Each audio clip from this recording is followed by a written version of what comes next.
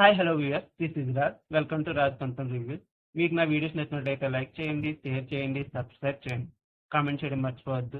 Thank you. ప్రస్తుతం టాపిక్లోకి వచ్చినట్లయితే శేఖర్ భాష ఎలిమినేషన్.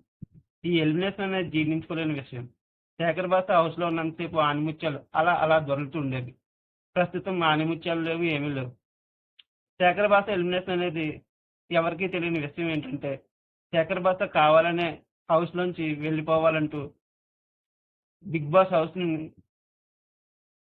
హౌస్ మేనేజ్మెంట్ ని రిక్వెస్ట్ చేశారంటూ వార్తలు అయితే చక్కర్లు కొడుతున్నాయి.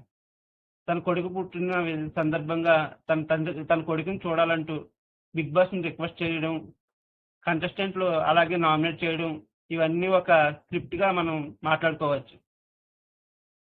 అయితే శేఖర్ భాష తాతరుల లావణ్యాల విషయంలో బాగా ఫేమస్ అయ్యి బిగ్ బాస్ హౌస్కి వెళ్ళిన విషయం మన అందరికీ తెలిసిందే.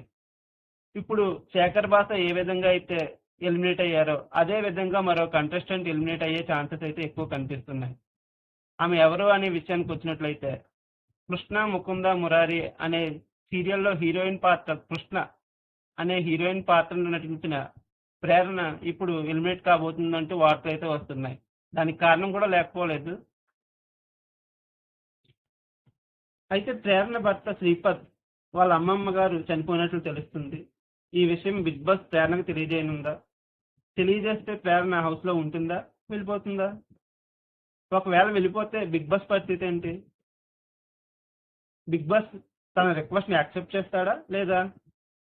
ఇప్పుడే అంతంత మాత్రంగా సాగుతున్న షో ప్రేరణ వెళ్ళిపోవడంతో ఎటుపోనుంది. ఈ విషయాలన్నీ మనకు తెలియాలంటే వారం వరకు వెయిట్ చేయాల్సిందే. మీకు నా వీడియో నచ్చినట్లయితే లైక్ చేయండి, షేర్ చేయండి, సబ్స్క్రైబ్ చేయండి. Thank you.